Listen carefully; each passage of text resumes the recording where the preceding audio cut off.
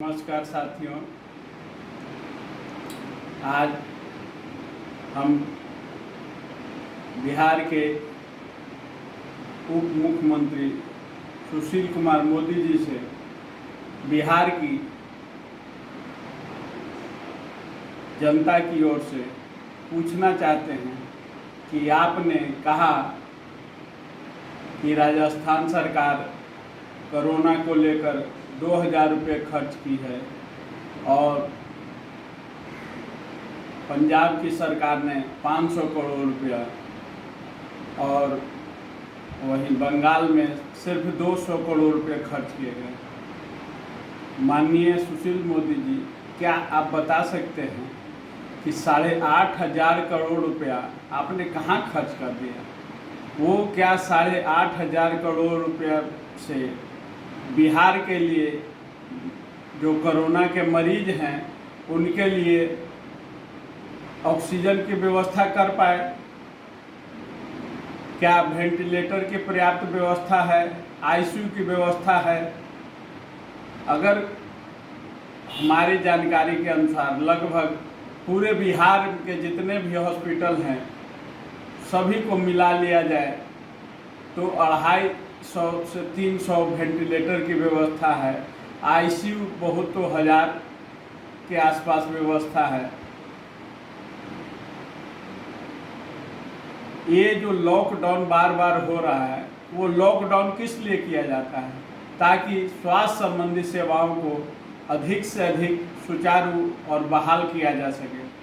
पर आपने उस लॉकडाउन में आप लोग भी सरकार के जो अंग थे, चाहे वो माननीय मुख्यमंत्री जी हों, आप हों या स्वास्थ्य मंत्री जी हों, जो भी लोग महकमे के थे, चाहे सचिव महोदय हों या जो भी इस सरकारी तंत्र के जो तंत्र हैं वो सभी अपने अपने घरों में लॉकडाउन में रहे।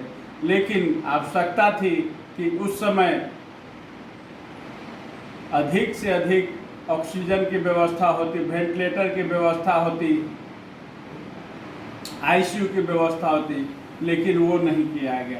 अब फिर जब मीडिया के द्वारा ये सारी बातें उजागर हो चुकी है कि किस प्रकार से बिहार की बदहाल स्वास्थ्य व्यवस्था है, कोरोना के मरीजों का क्या हाल हो रहा है। आज पटना तो छोड़ दीजिए, बाहर के जिलों में पटना से बाहर जांच तक की व्यवस्था नहीं कर पाए। स्वास्थ्य की क्या व्यवस्था की जा सकेगी? प्रतिदिन 20 से 25 मरीजों का ही लगभग पटना से बाहर के जिलों में जांच हो रहा है। इन प्रश्न, और वो भी 3 दिन 4 दिन जाने के बाद जांच होता है और 3-4 दिन बाद रिपोर्ट आता है। इस प्रकार की विकट समस्या में इस प्रकार का संक्रमण जो फैलने का जो तरीका है, छुआछूत की जो बीमारी है कोरोना, उससे लड़ने के लिए सरकार ने इस लॉकडाउन का फायदा नहीं उठाया। इस अवसर में लॉकडाउन में स्वास्थ्य की तैयारियों को लेकर व्यवस्था होनी चाहिए थी, लेकिन सरकार पूरी तरह लॉकडाउन रही, जिसका परिणाम है कि लोग को चिकित्सा व्यवस्था मुहैया नहीं हो पा रहा है। आज 1000-2000 रुपये किलोमीटर एम्बुलेंस लेना पड़ रहा है। इस प्रकार का जो विकट परिस्थिति आया, वो 8,500 करोड़ रुपया खर्च करने के बाद भी यह परिस्थिति है, तो क्या माननीय मुख्यमंत्री जी या उप मुख्यमंत्री जी बताएंगे कि 8,500 करोड़ रुपया आपने कहाँ खर्च कर दिए? कहीं ये कोरोना के नाम पर महालूट तो नहीं हुआ? क्या बिहार की आवाम, बिहार की जनता आपसे जानने की हिम्मत कर सकती है कि आपने ये 8,500 रुपये कहाँ पानी की तरह बहा दिया, जबकि आम लोगों को इसका कहीं भी कोई लाभ या स्वास्थ्य सेवाओं में कोई भी सुधार नज़र नहीं आ रहा है? हमारे माननीय मुख्यमंत्री जी ने तो कह दिया है कि मैं छोटा सा भूल का हिस्सेदार हूँ लेकिन ये बड़े हिस्सेदार कौन है? जो 50,000 वेंटिलेटर जो केंद्र की सरकार के द्वारा कीना गया, वो वेंटिलेटर से बिहार की कितने हिस्सेदारी बनती है, उसमें मात्र अभी तक सिर्फ 100 मिल पाए हैं। वो पीएम केयर का जो वेंटिलेटर परचेज हुआ वो अभी तक जमीन पर आया है या फैक्ट्री में ही बन रहा है, यह भी वस्तुस्थिति बिहार की जनता जानना चाहती है। जिस प्रकार से कोरोना के नाम पर लूट हुआ, काम नहीं हुआ, यह सच्चाई उजागर हो चुका है। आप लोग सिर्फ दिन रात झूठ बोलते हैं और धर्म के सिर्फ वोट के लिए इस्तेमाल करते हैं। आप सुशील मोदी जी वोट रूपी भगवान राम की पूजा करते हैं, लेकिन अन्य दलों के लोग अपने ईश्वर को इष्ट मानकर राम की पूजा करते हैं। हमें सिर्फ इतना बता दीजिए कि आपने वो 8,500 करोड़ रुपया आखिर कहाँ खर्च किया? क्या यह अधिकार है बिहार की जनता को आपसे जानने की? इन्हीं बातों को रखने के लिए मैं आपसे यही जानना चाहता हूं सुशील मोदी जी कि वो 8,500 करोड़ रुपए आपने कहाँ खर्च किया? यह महालूट का ही तो हिस्सा नहीं है?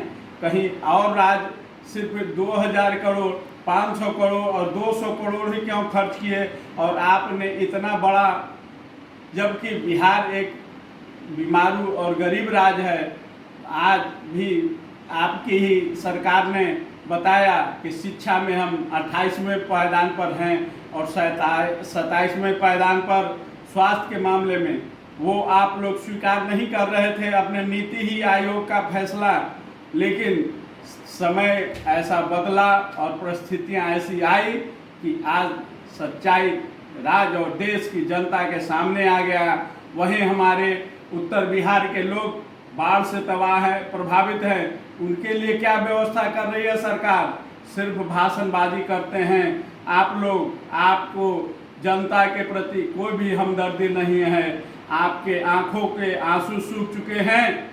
आप सिर्फ परिस्थितियों को, अवसर के लाभ उठाने के लिए लोगों के गाढ़ी कमाई की पैसा को लूटने के लिए आप लोग योजना बनाते हैं।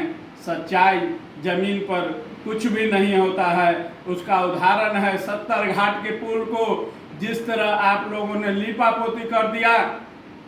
हम मानते हैं कि ठीक है, इंजीनियर की कोई गलती नहीं है, एजेंसी का भी कोई गलती नहीं है, तो आखिर कहीं ना कहीं तो गलती हुई। अगर कोई गलती नहीं है तो डिजाइन बनाने में गलती हुआ, गलती तो कहीं तो हुई है, चूक आप स्वीकार नहीं करेंगे, आप लिपापोती करेंगे। वह दूर नहीं, बिहार की जनता नंगी आंखों से आप लोगों को कुकृत्यों को देख रहा है और सही अवसर आने पर आप लोगों को सही जवाब देगी। और इस बार ऐसा परिणाम आने वाला है कि आप लोग का खाता खुलना मुश्किल हो जाएगा।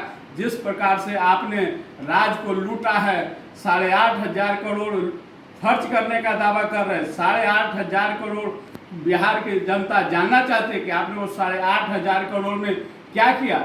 ऑक्सीजन तक की व्यवस्था नहीं कर पाए। जब केंद्रीय टीम आई तो आपने उनसे ऑक्सीजन के सिलेंडर के मांग किया। इसका मतलब आप स्पष्ट है कि सरकार ऑक्सीजन तक की व्यवस्था नहीं कर पाई और 8,500 करोड़ जो कि बिहार के लोगों का गाढ़ी कमाई है, अपने कमाई में से टैक्स देते हैं, उस पैसे को आपने गंगा के पानी में डुबो दिया।